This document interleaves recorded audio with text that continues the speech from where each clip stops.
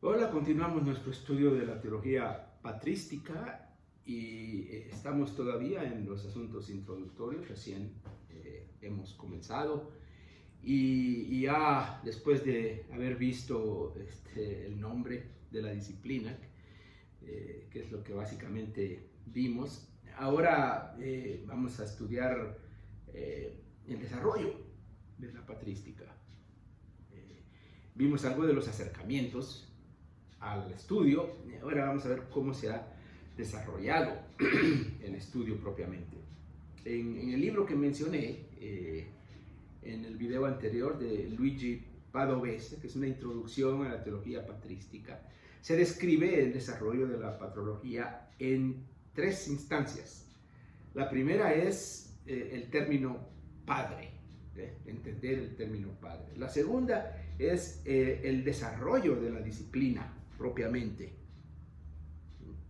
Y tercero, la transmisión de los textos patrísticos.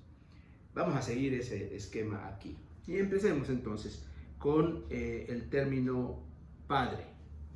El autor que nos está guiando en este proceso, Padovese, traza el origen y desarrollo de la palabra padre, tanto en la Biblia como en los escritos primitivos de la Iglesia. Se describe también la discusión sobre la definición histórico-teológica de la palabra, que es lo que ahora nos está interesando. Desde sus usos literales y naturales hasta el uso metafórico. La palabra padre hace referencia más que todo a autoridad, autoría, reconocimiento y respeto. Todo eso involucra la expresión padre cuando estamos hablando no solo de la iglesia, pero principalmente de la iglesia. Hablando específicamente del término padres de la iglesia, se señala que se trata de aquellos que a nivel de fe o de disciplina han dejado su huella en la vida de la comunidad cristiana. Vicente de Lérins, un autor del siglo V, fue el primero en tratar de definir quiénes son los padres desde una perspectiva histórico-teológica.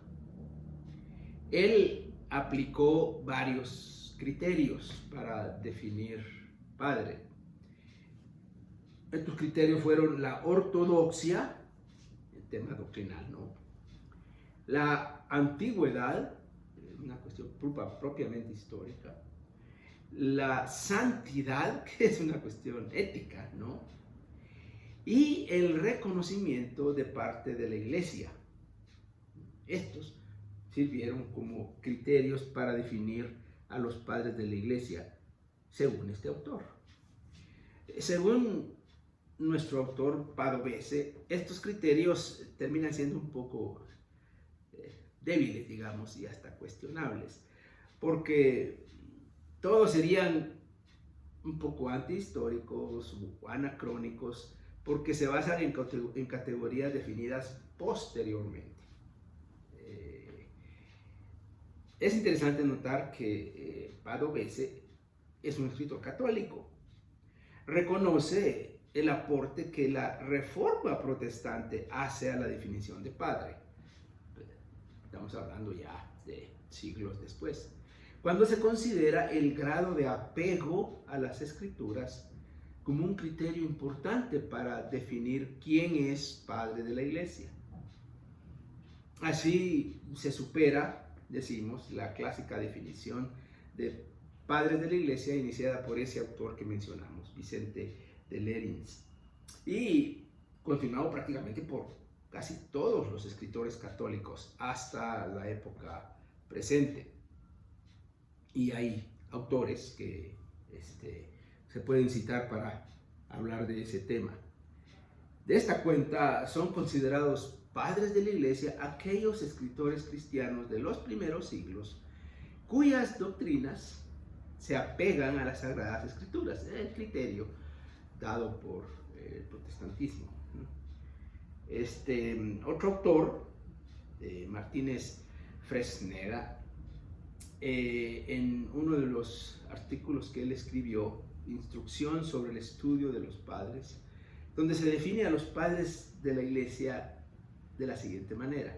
Se puede decir que son padres aquellos creyentes que asumieron el carácter central de la palabra de Dios para valorar la vida cristiana, intentando al mismo tiempo inculturarla. Es una palabra católica que hoy nosotros usamos como contextualizarla, diría, y desarrollarla en su aplicación a las situaciones cambiantes, dando así origen a la ciencia teológica.